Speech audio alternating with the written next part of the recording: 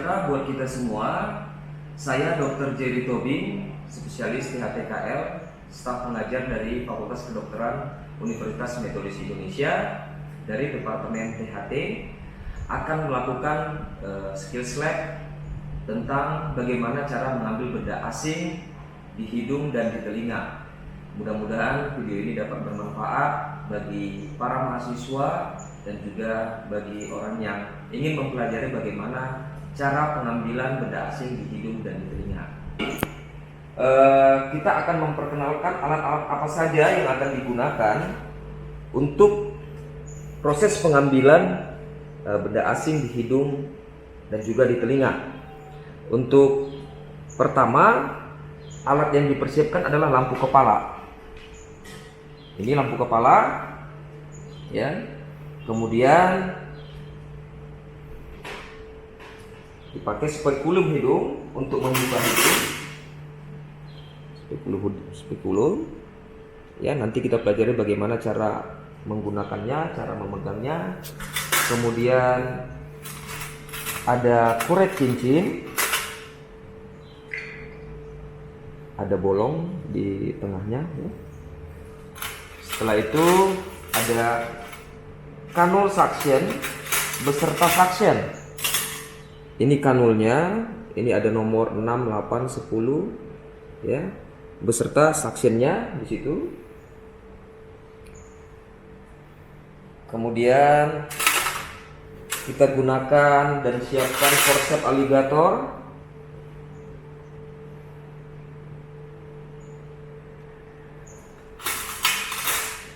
Kemudian ada pengait juga, pengait sudut kanan yang lebih tebal borongannya, ya. Kemudian ada pinset hidung.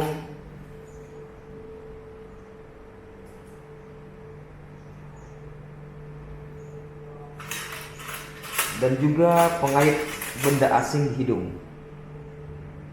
Begini bentuknya. Nah, itulah alat-alat yang kita pergunakan untuk proses pengambilan benda asing nanti. Namun sebelum kita memulai semuanya, kita akan berhadapan dengan pasien. Selanjutnya, saat berhadapan dengan pasien, kita berdiri untuk mempersilahkan pasien duduk. Kemudian setelah pasien duduk, kita memperkenalkan diri. Siapa nama kita, kemudian saat berikutnya kita tanyakan kepada pasien tentang data-data pasien, ya, nama pasien, umur pasien, kemudian jenis kelamin, pendidikan, alamatnya di mana, kemudian status pernikahan dan sebagainya untuk melengkapi data pasien. Setelah itu kita anamnesa. Yang pertama, apabila ada benda asing di telinga, kita tanyakan sudah berapa lama benda asingnya di telinga itu, kemudian apa yang masuk ke dalam telinga, bendanya itu jenisnya apa, kemudian di telinga sebelah mana, kiri apa kanan, gitu ya. Setelah kita tahu, baru kita lakukan pemeriksaan berikutnya. Yang perlu kita ketahui, kita ada perlakuan yang berbeda berdasarkan usia anak atau dewasa, karena pada anak-anak cenderung tidak kooperatif. Kalau tidak kooperatif, kita butuh imobilisasi si anak, artinya supaya jangan bergerak kemana kesana kemari, ya.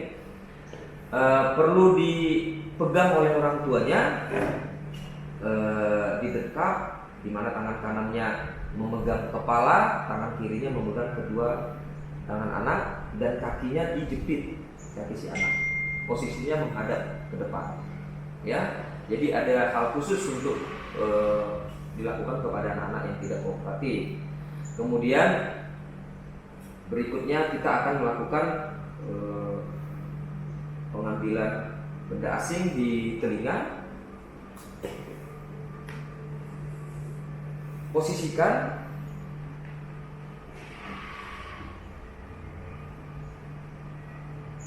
pasien menghadap sesuai dengan arah telinga yang kemasukan benda asing. Apa kita anggap sebelah kanan, ya. Kita anggap sebelah kanan, kita posisikan. sebelum kita melakukan tindakan, kita akan cuci tangan terlebih dahulu, ya.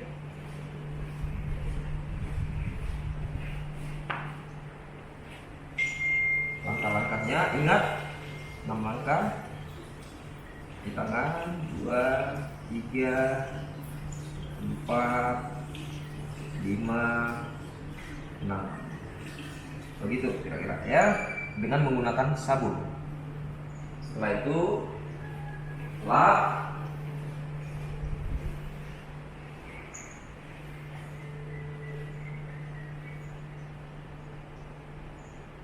Kemudian pakai handscoon.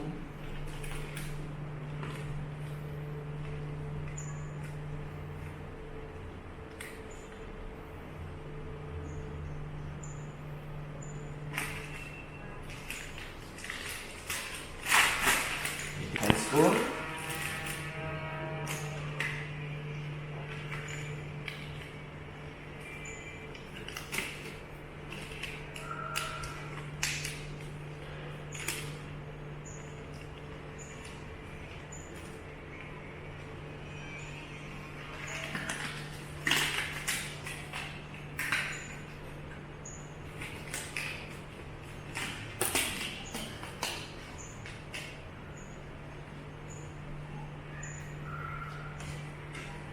Oke, setelah itu kita berhadapan dengan pasien. Kemudian kita tentukan arah yang akan kita periksa sesuai dengan keluhan pasien. Kita anggap pasien mengeluhkan di telinga kanan terdapat benda asing. Kita kondisikan posisi telinga tepat di hadapan kita. Oke. Nah, kita pakai lampu kepala.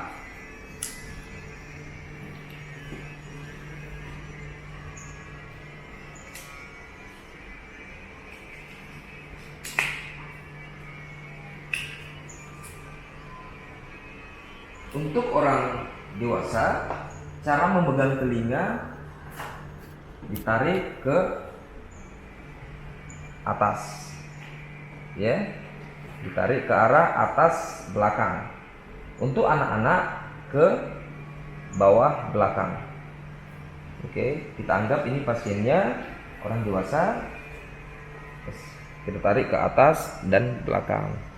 Kita perhatikan benda asing apa yang masuk. Ya. Nah, alat yang dipergunakan tergantung dari benda yang ada di telinga, tergantung konsistensinya. Contoh, apabila lunak, kita menggunakan canul suction. Ya.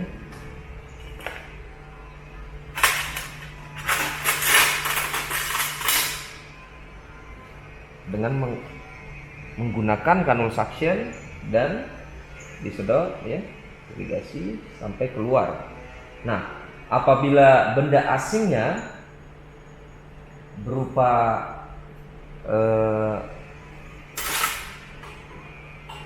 bola bulat, ya, seperti kadang itu yang sering itu mainan itu apa, peluru anak itu.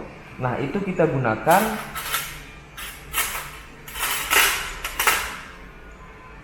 kuret cincin, ya, yang tipis begini. Kita gunakan yang tipis supaya bisa masuk ke celah-celah. Jangan sekali-sekali menggunakan pinset atau aligator, karena justru semakin membuat benda asing yang bulat tadi itu masuk ke dalam. Ya, kita gunakan pakai yang ini. Kemudian kita masukkan ke celah-celah antara benda asing tersebut dengan liang telinga. Kemudian kita tarik. Ya. Apabila benda asingnya itu berupa kertas yang bisa dijepit, kita menggunakan forceps aligator.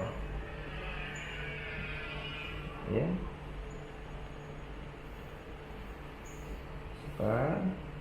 Jepit, tarik. Bisa juga apabila benda asingnya kelihatan dari luar, bisa menggunakan pinset juga, ya.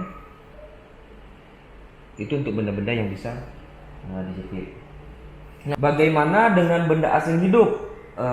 Prinsip pengambilannya sama, hanya saja sebelum kita ambil, usahakan benda asingnya dibuat tidak bergerak dengan cara mematikan benda asing yang hidup itu, atau melemahkannya dengan menggunakan alkohol, ya, menggunakan air, minyak. Kita buat dia lemas dulu, karena kenapa? Kalau kita paksakan ambil, dia bakal lebih aktif dan dapat merusak gendang telinga atau membran timpani. Nah, setelah kita teteskan, kita lihat sudah mulai lemah dan bahkan mungkin mati, baru kita menggunakan forceps alligator untuk mengambil benda asing yang hidup tadi. Begitu kira-kira untuk prosedur pengambilan benda asing, baik benda asing mati dan benda asing hidup pada bagian telinga. Selanjutnya, untuk mengambil benda asing hidup, ya, ini harus hati-hati pada benda asing hidup.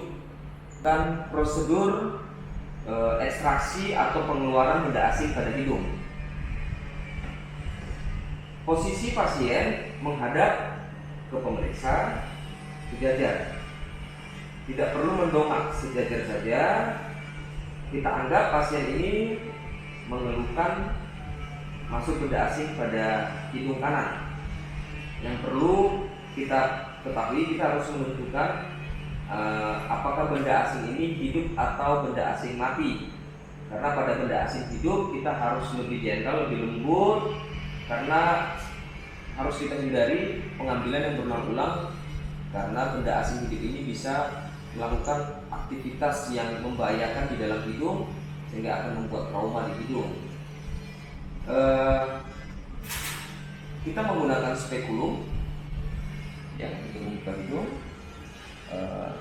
Cara memegang spekulum seperti ini. Oke. Dimana ibu jari sebagai fiksasi, kemudian jari tengah, jari manis, dan jari kelingking untuk membuka di handle spekulum, ya. Kemudian ini untuk fiksasi ke hidung seperti begini. Kemudian dibuka. Perhatikan benda asing apa ada di dalam hidung. Biasanya apabila ada benda asing di hidung, keluhan pasien terdapat hipersekresi atau sekret yang banyak pada lubang hidung yang terkena itu. Maka sebelumnya akan kita lakukan penghisapan sekret, ya, supaya benda asingnya kelihatan dengan jelas. Dihisap dulu sekretnya, kemudian lihat benda asingnya. Nah, kembali alat yang digunakan adalah alat yang sesuai dengan benda asing apa yang di dalam hidung. Semisalnya yang masuk adalah kertas, kita menggunakan forceps, jepit, tarik. Nah, apabila benda asingnya berbentuk bulat, seperti peluru mainan anak-anak, kita harus menggunakan alat ini. Ini alat untuk menarik benda asing tersebut yang berbentuk bulat, ya. Caranya dengan menyusuri bagian atas hidung, bagian puncak hidung, terus sampai kira-kira melewati benda asing tersebut. Setelah melewati benda asing, baru kita arahkan ke bawah dan tarik keluar. Jadi prinsipnya seperti ini contohnya. Apabila ini benda asing, kita susuri ke atas sampai lewat. Setelah melewati benda asing yang bulat, baru kita tarik keluar. Begitu prinsipnya. Ya. Apabila terdapat perdarahan, kita beri kapas, tampon anterior, tunggu 2-3 jam. Kemudian cabut apabila tidak berdarah, selesai. Begitulah pengambilan atau ekstraksi benda asing pada hidung. Semoga bisa bermanfaat bagi mahasiswa dan juga bagi yang ingin mengetahui bagaimana cara pengambilan benda asing di hidung. Terima kasih.